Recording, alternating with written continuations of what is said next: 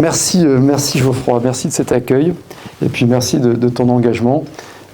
C'est une joie d'être ici, c'est pas du tout une formule consacrée ou une simple coquetterie ou un mot gentil, j'espère que c'est gentil, mais voilà, vous le savez déjà, vous qui êtes élus ou habitants, je vous salue tous en vos grades et qualités, j'adore cette formule, c'est la plus générique.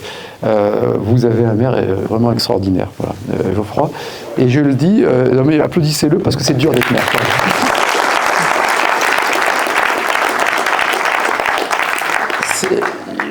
Il m'arrive de rencontrer régulièrement les habitants du 17e. Mais c'est vrai, mais y compris dans ma ville et dans Paris. Je n'ai jamais eu un habitant qui m'a dit « je suis du 17e », je dis « ah, vous savez, je connais votre maire », mais tout le monde me dit « ah, il est super, il est formidable ». Mais vraiment. Moi, c'est pareil. Hein. Et je le sais. Et je sais que c'est vrai parce que j'ai fait du terrain avec toi et ça se voit tout de suite. Quelqu'un qui est concerné et qui n'est pas dans la posture. Les postures sont en politique très souvent des impostures. Et qui tout simplement a ce qui, moi, me paraît être une évidence dans la vie. Et je pense que pour vous aussi, mais qui n'est pas forcément la règle parfois dans l'action collective, c'est-à-dire l'exigence d'exécution des choses. Je ne sais pas si je l'exprime bien, mais voilà, on dit quelque chose, on l'a travaillé avant, et puis ensuite on regarde si on l'exécute bien, si on l'applique, et puis on ajuste, on corrige, et on essaie de bien faire fonctionner les choses. C'est peut-être la plus grande différence d'ailleurs que j'ai vue entre le secteur privé et le secteur public. Moi je viens du commerce. Il y a des gens de qualité partout. On a une très belle fonction publique en France, de bon niveau, qui est, quand on la compare avec les fonctions publiques du reste du monde, une fonction plutôt bien formée, honnête. Dans l'immense majorité, il y a toujours des contre-exemples.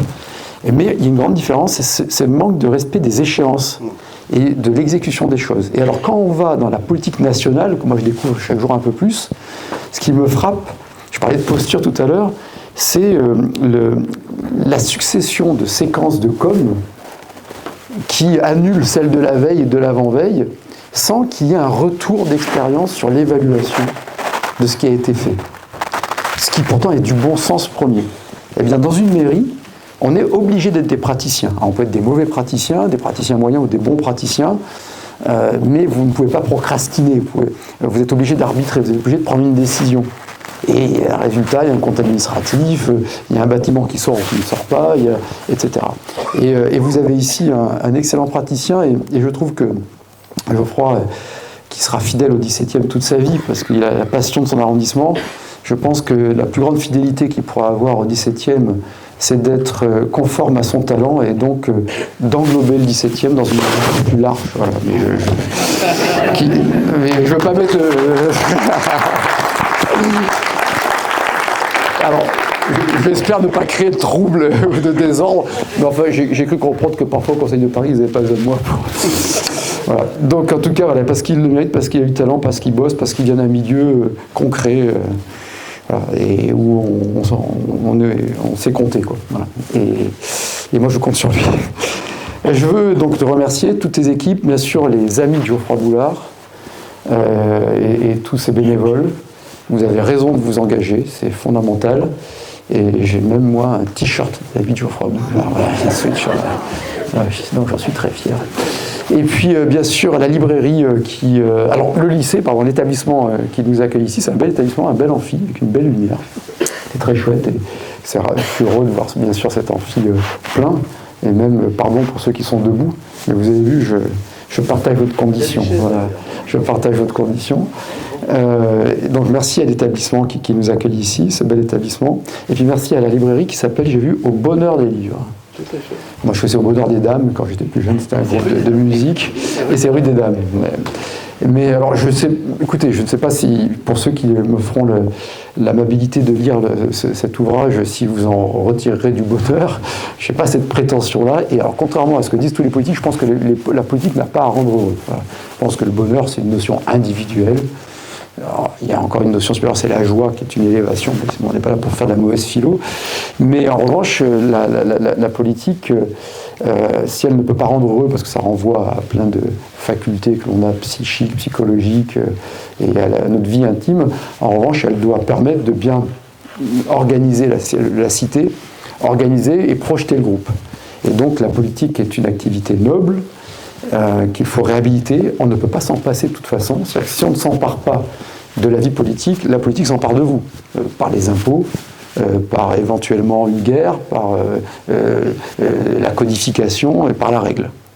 Donc l'enjeu aujourd'hui, il est celui du sursaut civique pour régénérer notre démocratie et pour retrouver un pays prospère par la liberté qui est la première source de création, par la responsabilité individuelle qui est le corollaire de la liberté, par l'ordre au service de la liberté, mais qui est une condition sine qua non de la liberté, car le désordre se fait au détriment de la capacité de l'individu de choisir sa vie, puisqu'il subit les violences des autres. Donc il ne peut pas y avoir de liberté sans ordre. En revanche, il peut y avoir de l'ordre sans liberté. Ça s'appelle les dictatures. Et qu'il faut combattre. Et au service d'une finalité ultime qui est la dignité. La dignité dépend avant tout de la capacité de l'individu de pouvoir choisir sa vie. Donc si je commence par cela, et en parlant de valeurs et de principes, c'est précisément parce qu'il me semble que la vie politique, qui est la gestion de la cité, c'est l'étymologie, comme je disais tout à l'heure, d'essayer de protéger le groupe, voire de le projeter, avant tout, doit renvoyer à une vision de l'homme. C'est Paul Valéry qui dit, et que Georges Pompidou, c'était mon précédent livre avec Christophe Sardieu sur Pompidou, il ne peut pas y avoir de vision politique sans vision de l'homme. Et que l'homme inclusif de femme, avec un H majuscule, vision de l'humanité, voilà, on va prendre le risque au XXIe siècle. Et donc en cela, il me paraissait, moi, nécessaire et je crois vital pour retrouver une ambition collective, une ambition française et européenne, pour retrouver une capacité à créer une espérance pour que nos enfants, ou petits-enfants pour ceux qui ont la chance d'être grands-parents, puissent avoir un espoir français de vivre dans un pays prospère, un pays libre, un pays qui respecte ces valeurs qui sont un substrat parfois de combat, d'opposition et qui ont réussi à s'agréger dans l'universalisme républicain, qui n'est pas né en 1789, mais qui est le fruit de la pensée grecque, de la logique aristotélicienne, du droit romain, de la culture judéo-chrétienne, de la scolastique médiévale, de l'esprit des Lumières, évidemment, et de la pensée libérale. Donc, et qui a fait qu'en France, système imparfait car nous sommes une démocratie, il n'empêche que nous avons des lois qui sont censées protéger des discriminations, du racisme, de l'antisémitisme. Et qu'aujourd'hui, l'enjeu qui est le nôtre, c'est bien sûr un enjeu de prospérité, c'est un enjeu de sécurité, c'est fondamental, mais c'est un enjeu aussi de respect de la souveraineté individuelle et de la liberté individuelle qui n'a pas à être enfermée dans un élément d'identité. Et c'est pourquoi les phénomènes que l'on constate depuis quelques années, et notamment ces derniers mois, sont particulièrement graves, car parallèlement à un déclassement du pays, je vais en parler, nous avons une remise en cause de ce qu'on pensait être acquis, et notamment ce respect de l'universalisme républicain qui fait qu'un individu n'est pas enfermé dans une couleur de peau, un sexe, un âge, une religion, etc. Donc l'enjeu, il est là. C'est comment régénérer notre démocratie, comment retrouver une ambition française, comment recréer une espérance française à travers des valeurs que l'on va décliner dans le comment faire, c'est-à-dire qu'on soulève le capot du pays et on voit comment remettre le pays en ordre et comment remettre le pays en marche dans le sens du bon sens, avec le bon sens dans toute l'acception du terme, c'est la bonne direction et la bonne signification.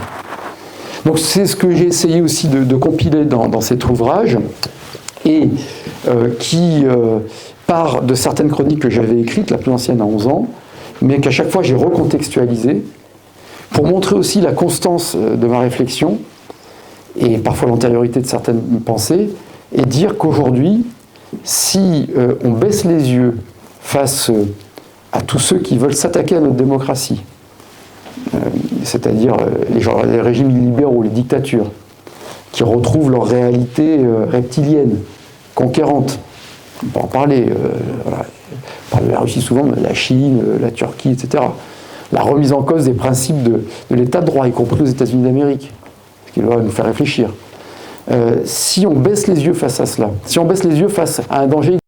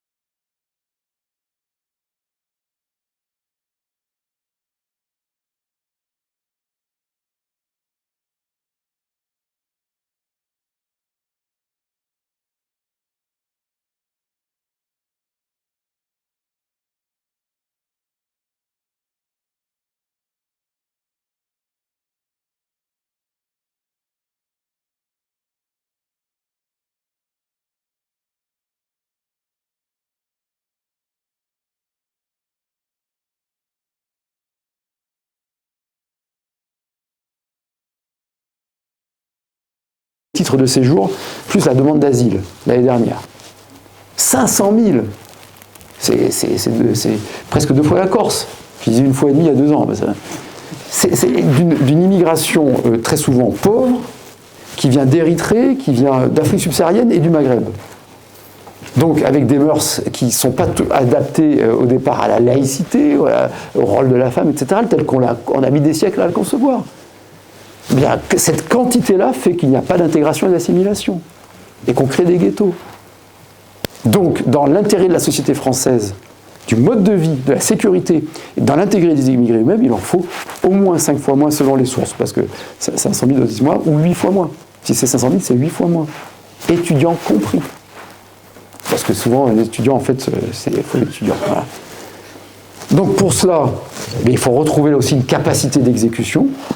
Donc il faut modifier le champ de l'article 11 de la Constitution.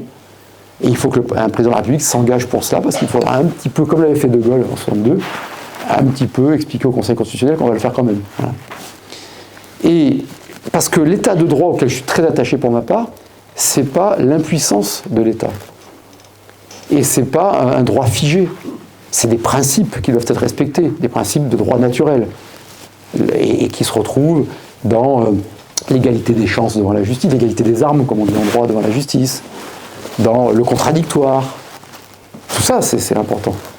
Mais enfin, il n'y a pas une fatalité à dire qu'on ne peut pas maîtriser, qu'un peuple ne peut pas maîtriser son peuplement, qu'une nation ne maîtrise pas son peuplement. Donc on apporte des solutions là-dessus avec Nouvelle Énergie. Voilà, je pourrais vous parler de l'écologie. Aujourd'hui, on est dans une hypocrisie sur l'écologie parce qu'on ne respecte pas les principes de base scientifique. La vie, il faut tout hiérarchiser.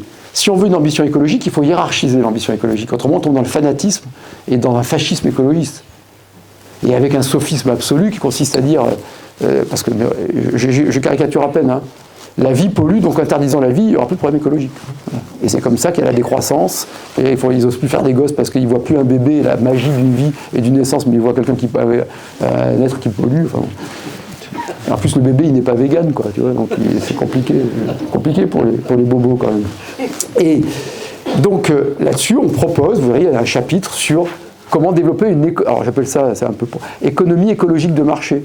Comment parler d'économie sociale de marché. Comment faire en sorte qu'on relève une véritable ambition écologique. Alors, partons du principe qu'effectivement, il faut lutter contre la part humaine du réchauffement climatique, des changements climatiques. Alors, ça va encore faire débat. OK.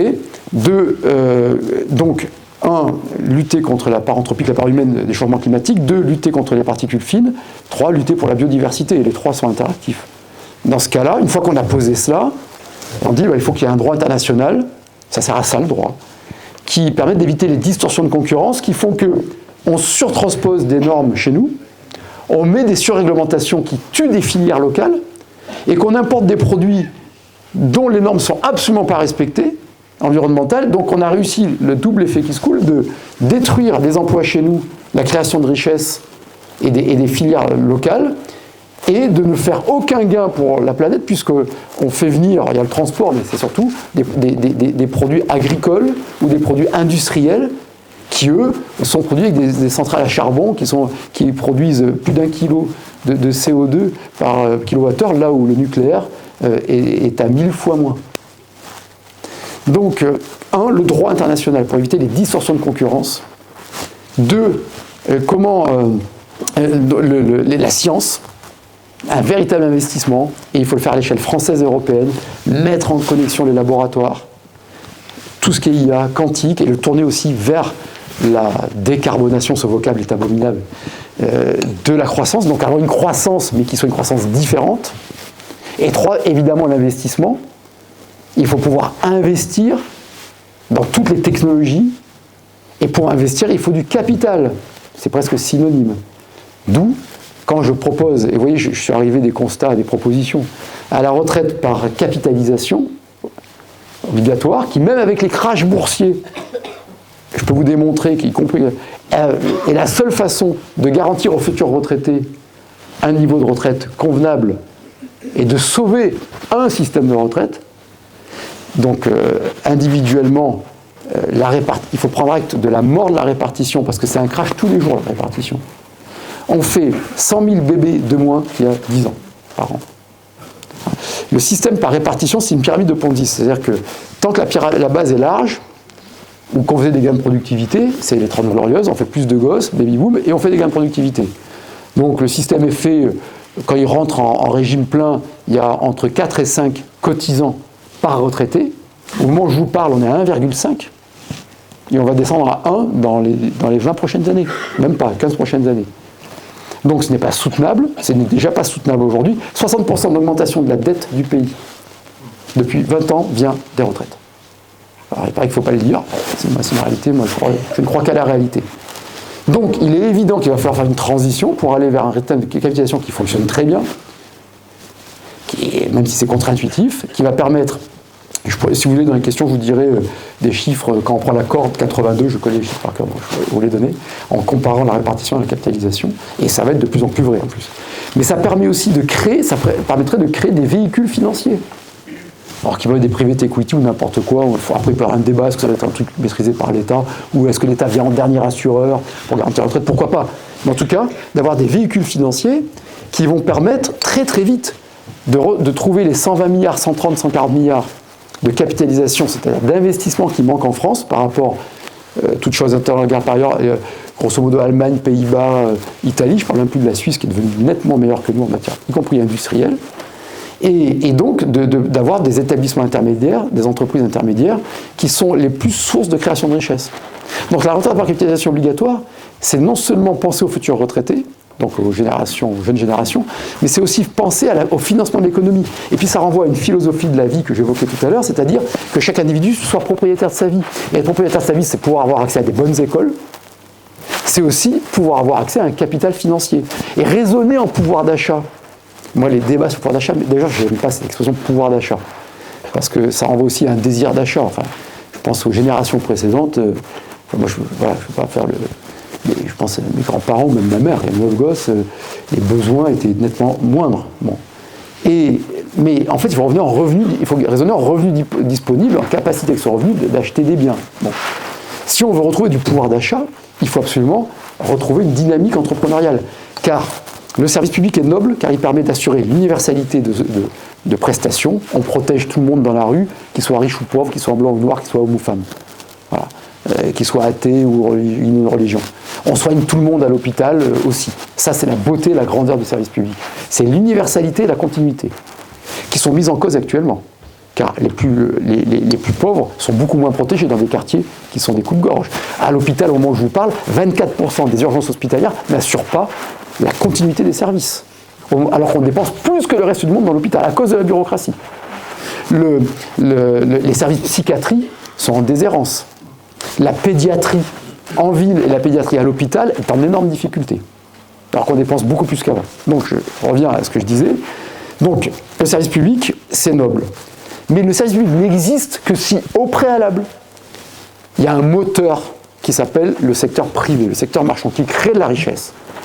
Et pour créer de la richesse, il faut des hommes, inclusifs de femmes, et du capital. Facteur travail, facteur capital. Donc il faut un système qui soit rétributeur de l'investissement et rémunérateur du travail. Et c'est pour ça, Nouvelle Énergie, on n'hésite pas, outre la retraite par capitalisation, ou la suppression du principe de précaution, outre la suppression au moins en zone urbaine de la sectorisation, ou donner le pouvoir à la démocratie locale de choisir le système éducatif aussi, ça pourrait être intéressant, de dire qu'on doit absolument rémunérer l'acte entrepreneurial. Et qu'aujourd'hui, il n'est pas acceptable que la France, qui était au 5e rang de création de richesse par habitant, avant la répartition. Après, il y a la question de la répartition, c'est un autre sujet. Il y a 30 ans, soit aujourd'hui au 27e rang. Ça aussi, c'est un signe de déclassement. Donc, et pourquoi ? Parce que les impôts de production, par exemple, aujourd'hui, représentent 3% du PIB, de la richesse produite. La moyenne européenne, je parle au sein de la zone euro, je ne vais pas te comparer à l'Asie du Sud-Est, etc. La moyenne européenne, c'est 1,1 de points de PIB, c'est 60 milliards.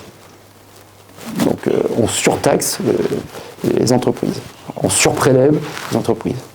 Et ce qui fait qu'un autre nœud gordien à trancher, mais qui est lié à celui de la performance publique, c'est qu'il y a cette différence entre l'extra brut ou le brut et le salaire net. et qui fait que on a créé une trappe à SMIC. Certains connaissent bien le sujet, d'autres je peux en parler, mais si vous voulez augmenter de 100 € un salarié au SMIC, il faut créer 600 € de richesse en plus. C'est la réalité. Hein.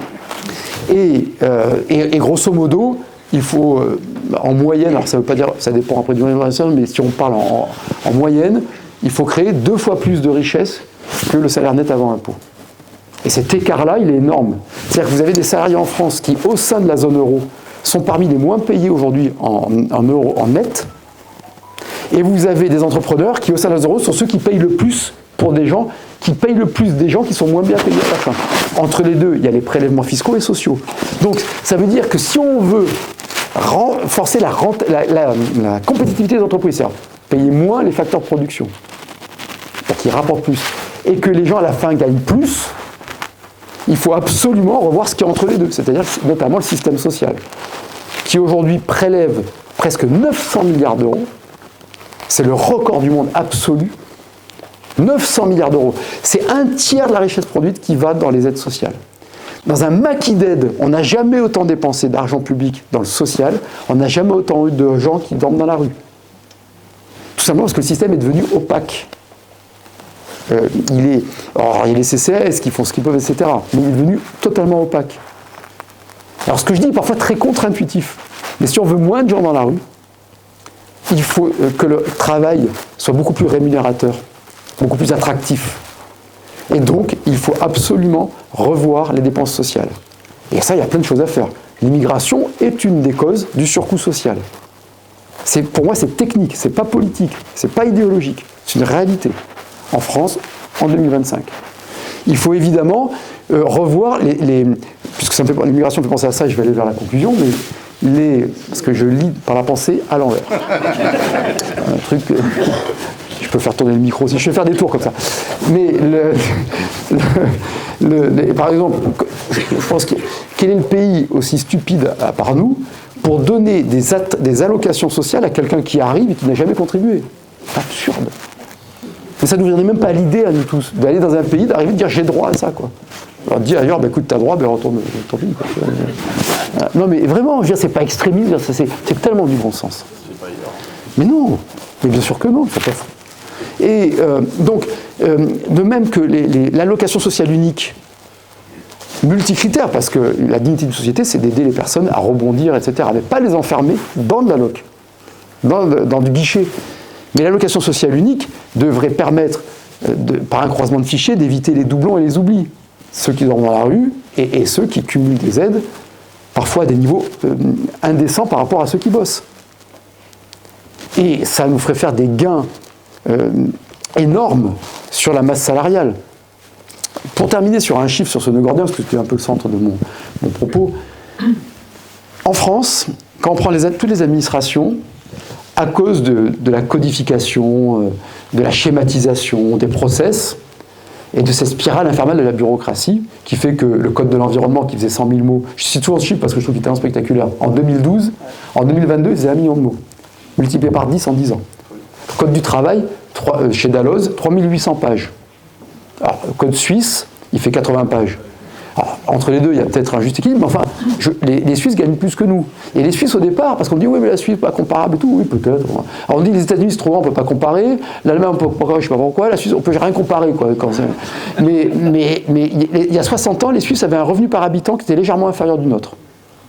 Aujourd'hui, ils sont au double. Et, contrairement à ce qu'on croit, ce n'est pas un paradis fiscal.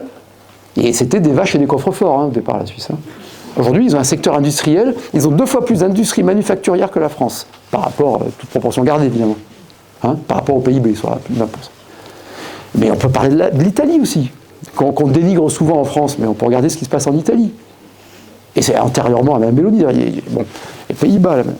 Donc, les fonctions publiques, et le Covid a révélé cela dans l'hôpital, en fait, on a bureaucratisé l'hôpital. Donc aujourd'hui, à l'hôpital, on a dans les fonctions administratives et techniques, et on a besoin d'administratives et de techniques, mais c'est comme le cholestérol, c'est une question de proportion. Il y a du bon et du mauvais aussi, d'ailleurs, comme le cholestérol. Et donc on est à 34, 35, c'est entre 33 et 35 selon la source policière ou syndicale, de fonctions techniques et administratives dans l'hôpital en France. Et on dépense, en pourcentage de PIB, on est un des pays au monde qui dépense le plus pour son hôpital. Et j'évoquais tout à l'heure les problèmes qu'on avait. Donc, la moyenne européenne, c'est 23%. Le différentiel est énorme. Le pays le plus administré après nous dans son secteur hospitalier, c'est l'Allemagne, car lui est un État fédéral ou central, mais en l'occurrence, ça ne change pas grand-chose. Ils sont quasiment à 25. Mais si on devenait le pays le plus administré du monde dans son hôpital avec l'Allemagne, on aurait entre 8 et 9 points d'agents administratifs en moins. Et toute la solution est là. C'est-à-dire qu'on a la chance d'avoir une pyramide des âges qui fait qu'il va y avoir beaucoup de départs à la retraite dans les fonctions publiques. On a parallèlement eu un éclatement de l'action publique, je parlais de la DREAL, etc. Les préfets n'ont plus de pouvoir, ce sont des couloirs vides, les préfectures. Alors que les préfets sont des gens très concrets, qui connaissent bien l'action locale. Donc il faut redonner tout pouvoir au préfet de département, tout pouvoir pour l'action de l'État. Donc il faut réduire le périmètre, c'est un autre sujet.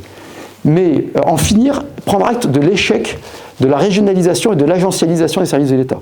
Alors il faut garder quelques agences qui sont des garants de l'État de droit, mais par exemple, qu'il y ait 7 organismes d'État déconcentrés, à niveau régional, départemental, c'est ce que veut dire déconcentré, sur les autorisations d'environnement, j'en ai cité 3 tout à l'heure, c'est insensé. Ces agences et entités emploient aujourd'hui 480 000 équivalents temps plein. 480 000 équivalents temps plein. On a 5,7 millions de fonctionnaires hospitalières, État et collectivités. C'est le record du monde par habitant. Des fonctionnaires bien formés, moins bien payés qu'ailleurs. Donc ce qu'il faut absolument arriver à faire, et moi je l'ai fait dans ma commune qui avait un taux, on me disait que c'était impossible, et ça, pour l'instant je touche du bois, ça se passe bien. On a réduit la masse salariale, et les économies on les fait par un dialogue social, on fait des gains de productivité, on utilise la robotique, la nouvelle technologie, des façons de travailler différentes. On travaille avec les agents opérationnels, eux-mêmes choisissent, et c'est eux qui me font le plan d'investissement, le plan CAPEX, comme on dit en entreprise. Et donc, on a multiplié par 8 la capacité d'autofinancement, ce qui nous a permis de baisser la dette de 76 542 000 euros pour une mission de 14 000 habitants en 10 ans. Et on vient de baisser les taux d'impôt de 3,6%. Et on investit plus. J'ai moins de masse salariale, mais ils sont mieux payés. On a créé un régime indemnitaire. Ça a été le plus compliqué, dit au mérite, mais ça s'est passé. Et donc, en fait, quand il y a un départ à la retraite, je ne pratique pas le rabot, moi. Je ne dis pas, on ne renouvelle pas 1 sur 2 ou 2 sur 3, parce que ces trucs-là, ça ne marche pas, c'est déconnecté du management, de la réalité. Je dis aux agents, il y a Jean-Paul qui part à la retraite, est-ce qu'on le renouvelle ou pas? Alors tous ils me disent, ah oui, il faut le renouveler, on est débordé. Je dis, non, mais pour de vrai. Parce que si on ne le renouvelle pas, la moitié de l'économie ira pour le budget communal, donc baisse de dette, investissement, et l'autre moitié ira en augmentation de rémunération. Et là, eux-mêmes me disent, mais ça marche très bien, hein. C'est systématique. Et eux-mêmes disent, si, il faut le renouveler, il faut le changer, parce qu'autrement, on perd, récemment, un dessinateur industriel, parce que je leur dis, voilà, je vais terminer dessus parce que c'est vraiment important, dans la réforme de l'organisation publique. C'est comme Colombo, tu crois qu'il paye, il revient. Non, mais il faut poser 3 questions. 1, est-ce que cette action doit être menée par est-ce que ça doit être une action publique? Ça, on ne se la pose jamais en France. On multiplie les actions. Donc, il y a plein d'actions. Par exemple, l'ADEME, quand elle fait une communication, je parlais de ça tout à l'heure parce que ça me rend dingue. Vous avez vu cette communication de l'ADEME? L'ADEME, c'est l'État, hein, en résumé, enfin, c'est une agence, une des agences. Qui doit faire des trucs bien aussi, je suppose. Bon. Mais non, mais je sais, enfin, peut-être le cas de l'ADEME ici, j'ai peut-être un projet où il y a un financement de l'ADEME, donc je ne prendrai pas trop de risques à 35 ans de la retraite. Plus vieillit, plus la retraite s'éloigne. Enfin, ça, c'est un autre sujet, j'en parle. Mais l'ADEME, pardon. Donc, ils ont sorti une com avec nos impôts, chers amis. Vous voyez, là, vous avez tous des smartphones, regardez, pub, ADEME, j'invente rien, qui vous dit qu'un caleçon doit être lavé 1 fois par jour. La chemise, je ne sais plus combien, et le jean 1 fois par mois. Je trouve ça dégueulasse, 1 fois par mois, quoi. Mais c'est vrai, regardez, je n'invente rien. Donc, ça, c'est pas à l'État de me dire combien je ne supporte plus cette infantilisation. Alors c'est peut-être parce que je viens du petit commerce, je ne supporte plus ça. Mais je ne supporte plus même le langage. Quand j'entends un ministre qui vous dit « je rejette la plus grande fermeté, machin, et nous allons vous protéger ». Mais moi, non, mais attends, vous êtes mandaté, moi je suis mandaté par des habitants, on est entre adultes, on n'est pas des enfants, enfin, vous voyez, c'est une philosophie, c'est une façon de voir la vie. Donc là, moi je ne veux pas payer d'impôts pour qu'on me dise combien de fois on doit laver son slibard, son caleçon, son soutif. Enfin, je veux dire, c'est pas possible, ça. Mais il y a plein de choses comme ça. Je dis ça parce que ça m'a frappé, c'est une des dernières. Mais il y avait un truc à moi, là, on disait qu'il fallait mettre un col roulé là, quand l'hiver, le thermostat. Oh, mais chez moi, je fais ce que je veux, quoi. Je suis chez moi, c'est la propriété. Et ça m'amène donc à conclure cette fois-ci pour de bon. Donc, est-ce que cette action doit être faite par la puissance publique, oui ou non? Si oui, est-ce que je peux l'externaliser? Moi, c'est toujours ce que je demande à mes agents. C'est-à-dire la privatiser. Ça peut être le cas. Parfois, il ne faut pas le faire. C'est ce que j'ai découvert. Parce que le problème, ce n'est pas le statut privé-public souvent. C'est un des problèmes. Mais le problème, c'est la concurrence. C'est-à-dire que s'il y a un monopole privé, vous aurez les mêmes effets délétères. Donc, il faut qu'il y ait concurrence, compétition. Et 3, si on doit le faire et qu'on ne peut pas l'externaliser, comment on le fait mieux en interne? Et c'est là qu'ils me disent, mais si on achète telle machine, on fait tel gain de productivité, etc. Donc, je transforme du fonctionnement en investissement. Et c'est de la bonne dépense qui va chasser la mauvaise. Et inversement, la mauvaise dépense chasse la bonne, comme la monnaie. Et donc, là-dessus, ça renvoie à une vision de la performance publique qui devrait être l'obsession de ceux qui nous dirigent. Comment on rend... Un chef de l'État, il doit chefer l'État. Il ne doit pas chefer la société. Ce n'est pas la même chose. Et dans le pays qui dépense le plus au monde, dire comment... I want my money back, comme disait Margaret Thatcher. Voilà, je veux que ce soit efficace.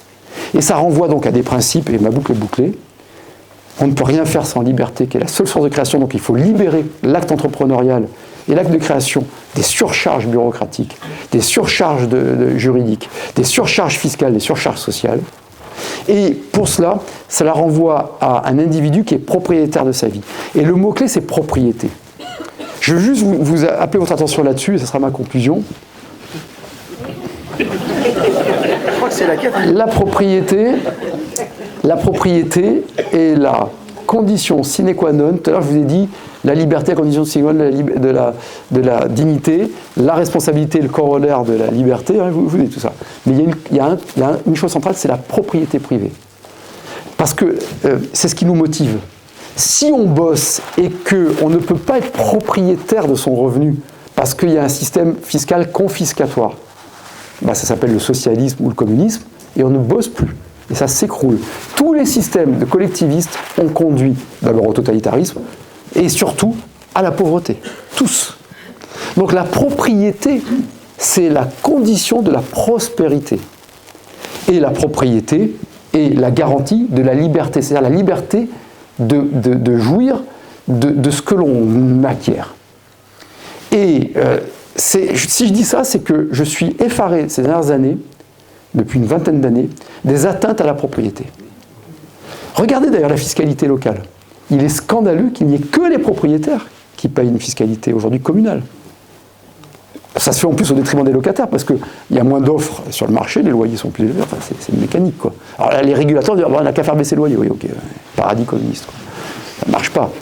Regardez les atteintes sur le foncier, le ZAN, les DPE, l'impôt sur la fortune immobilière. Ces génies-là, ces technoconformistes, parce qu'il fallait que j'en parle, ont pensé que quelque chose d'aussi nécessaire, utile et désiré que le logement pourrait trouver satisfaction en réduisant l'offre. C'est-à-dire en pénalisant l'offre par une fiscalité confiscatoire, en tout cas qui est moins compétitive sur l'immobilier que sur les valeurs mobilières, et en rendant rare le foncier. Et en raréfiant le parc existant avec les DPE, qui résultent de la loi Climat et Résilience du 21 août 2022, qui est une loi à fragmentation bureaucratique. Donc, ce chemin de l'espérance, ainsi va la France, elle va dans le mur dans beaucoup de domaines, mais ainsi pourra aller la France par notre engagement, par ce renouveau civique, qui passera sur des principes sains, des valeurs saines, simples, et par une capacité de soulever le capot, de dire oui, on va réduire de 12% la masse salariale totale de la fonction publique, on aura des fonctionnaires mieux payés, on va faire des gains de productivité, et tout le monde sera gagnant, et on va moins pénaliser le moteur de l'économie.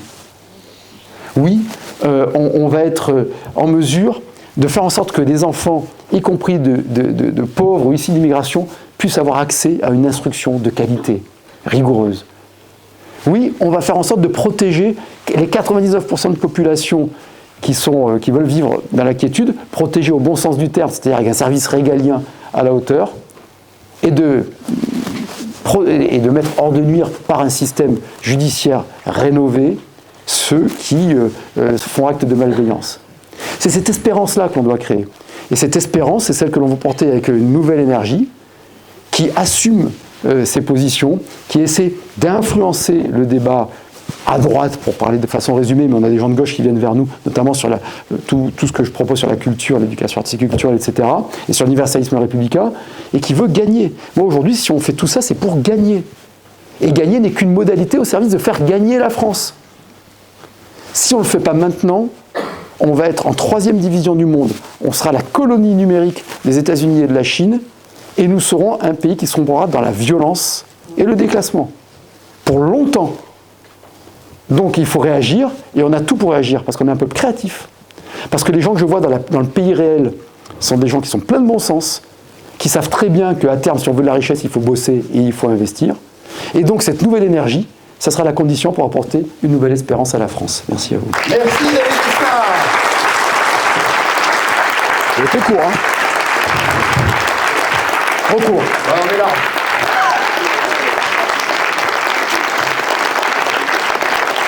Alors, chose promise, chose due. Une séance de questions. Alors, je vous rassure, c'était qu'un livre. Non mais le livre, il y a bien plus de choses, là, j'étais trop court. Après, hein, c'est ça. Voilà. Mais écoutez, la première des questions. Alors, est-ce qu'on peut, juste en bas, C'est moi, pardon. on va vous faire